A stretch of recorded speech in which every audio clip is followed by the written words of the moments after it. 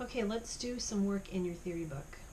As I had promised, we're going to go over the motives and sequence part, so page 4, and we're going to also do the listening on page 5. Understanding motives and sequence is really a great thing when you're moving into harder music, so you can understand the structure, and it helps you find where those things are in the melody. It helps you in your memorization. If you can see something that's a motive and then it's like a sequence, well, I'll just move it up a step and up a step and up a step. I think you're going to find understanding these concepts are really going to help you as we delve into some more of the serious, particularly like the repertoire pieces that would come from the different time periods. So on page 4, it reminds you that a motive is just a little musical pattern, and then to turn it into a sequence, you do that same pattern either up a step each time or down a step each time.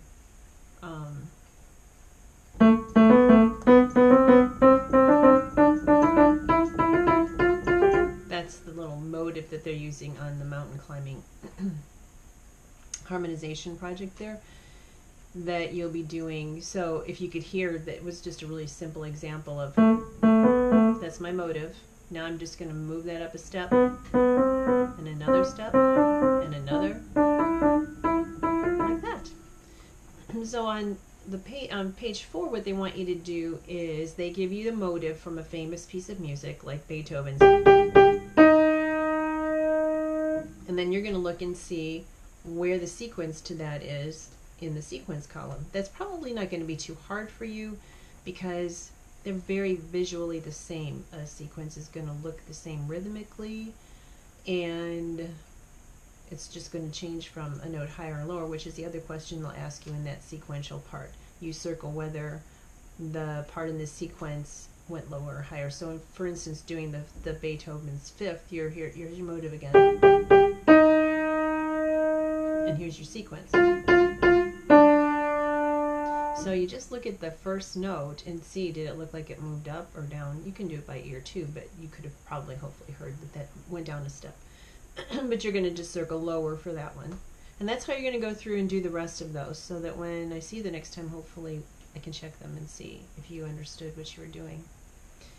And then skipping over to the ear training part on page 5, hopefully you have a pencil. If not, push pause, because what I'm going to do is I'm going to play I'll play a little clip for you, and you have to circle whether it sounds like it's a sequence or not a sequence. So this will be a good way to apply what we just talked about on page 4. If you're not quite sure about page 4, probably you should push pause and do page 4, and then it'll be easier for you to do these, I think, to listen to me. So, okay, so let's do the listening then. Hopefully you did push pause and you got all the right answers. So I'm going to play this first one for you, and I want you to decide. I'll play the motive first, and I'll put a little pause between them, and then the second part, and you'll see if it's a sequence or not. This is number 1.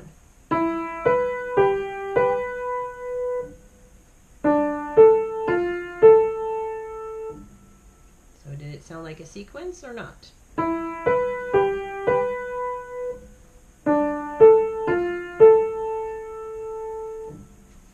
I would say that is a sequence, and it moved down a step. All right, here's your next one, number 2. I'll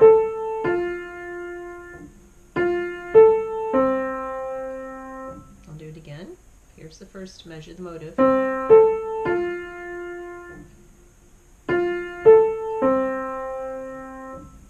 And that was not a sequence. Could you tell how if it was going to be a sequence, it would have gone like this? But it didn't.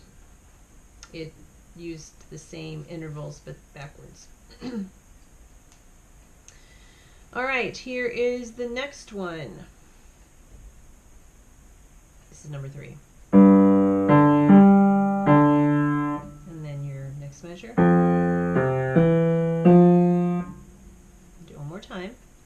Your motive.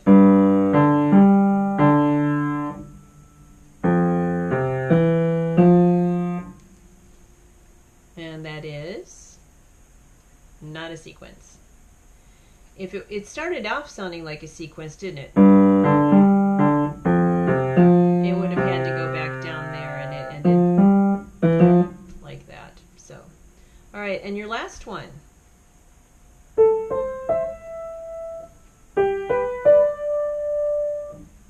Here it is again.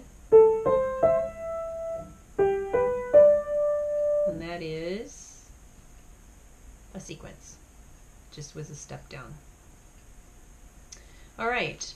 And last, I know we talked about doing some harmonizing with looking at the chords and figuring out what notes are in what chords. This mountain climbing sequence thing, they ask you to do this time with your ear. So I'm just going to start it and kind of show you how I did it. And what they want you to do is see if you can kind of audiate in your head what chord you think is going to sound good with it, and see if you can do that maybe right before you get to it. That's how I did it. Now, you may not have the ability to do that quite yet. Move this other way. All right, so your motive is like this. And they tell you, first of all, your choices, you're just having the three choices of chords. The minor tonic, the minor subdominant, or four chord, and then the major dominant seven.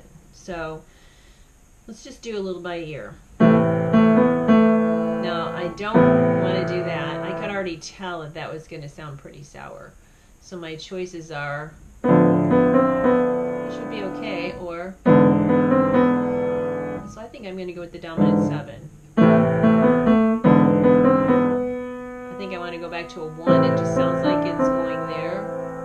I could do that, but I'm thinking, well, it's leading me somewhere, and I'm not sure I'm at, that would feel more like I'm at the end of a cadence. So what if I tried a 4 chord there? I'm going to start at the beginning again. Let's see what a 4 sounds like. You know what, I'm playing it in 3. I should play it in 4. Here's a 4. I think I like that. See how I'm doing that? And then what they want you to do is write the chord. Here, let me move the pen. Like you see here at the top. So they want you to put them in the measures, but using, so if you make a 4 chord there, write it like that and just put it at the beginning of the first measure. Okay? And see if you can figure out the other 4 measures on your own, by ear this time. Do it in pencil, so that if you don't end up liking it, you can change it and fix it, and then you can try playing it for me when I see you the next time. So you've got a couple of different assignments out of the repertoire book. You have this, and hopefully that gives you enough to work on, along with what else I gave you in your other books. Till I see you next. Bye.